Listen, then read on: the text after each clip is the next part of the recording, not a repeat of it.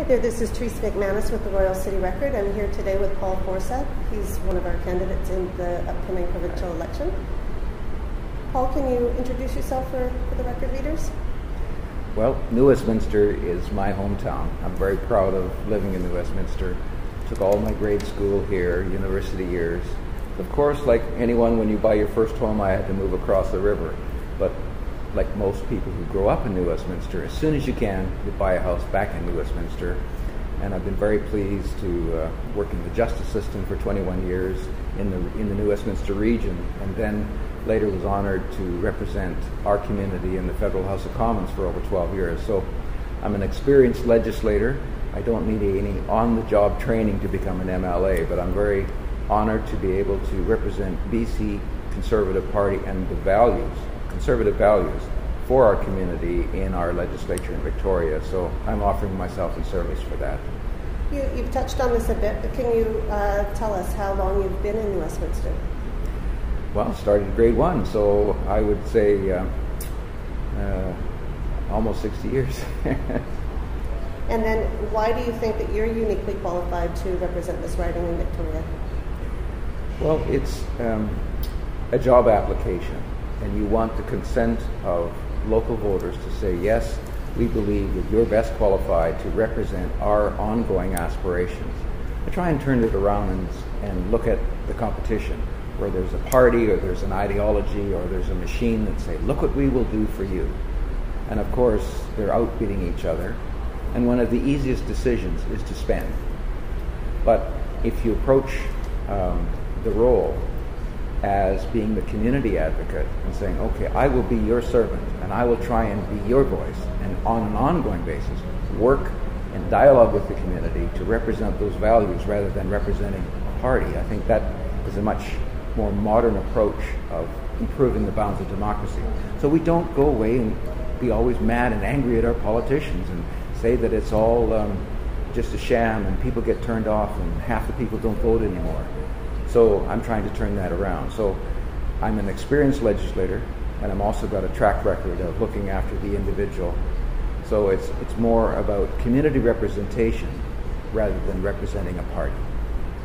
Can you tell us what would be your personal priority if elected as MLA?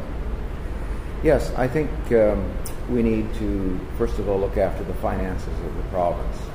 And we can do that, first of all, by leading by example. The MLA's expenditures, being very transparent about that, being very careful about what you draw down in services, so that when you have the courage to say no to the next scheme that someone else comes along and says, I want to do this, but of course it involves spending someone else's money, be prepared to say no.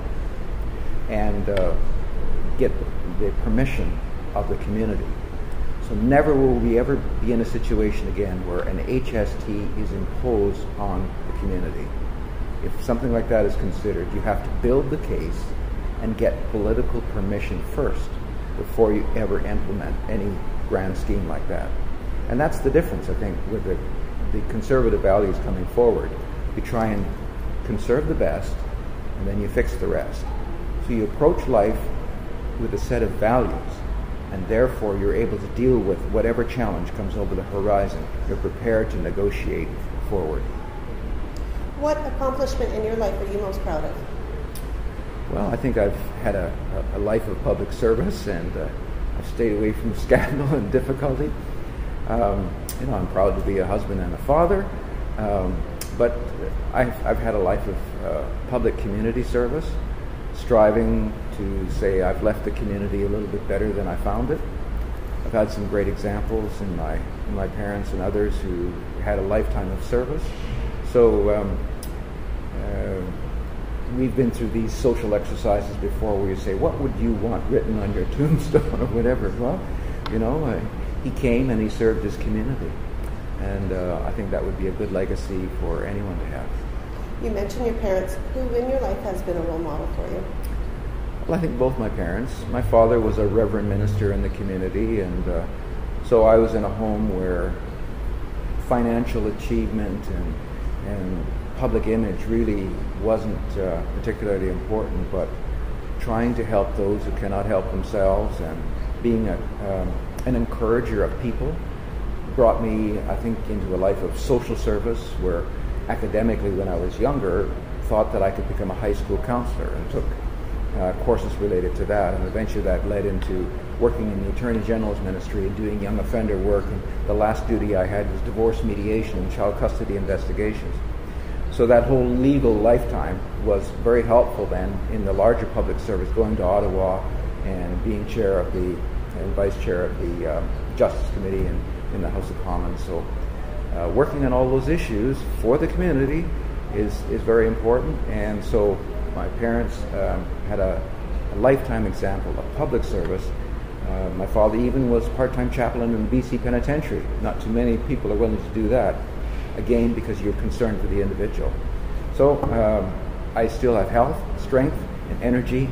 So why not, when the opportunity comes forward, be prepared to step up and take what comes in the public realm of politics. A lot of people they may have a lot of talent, but they're not prepared to step forward.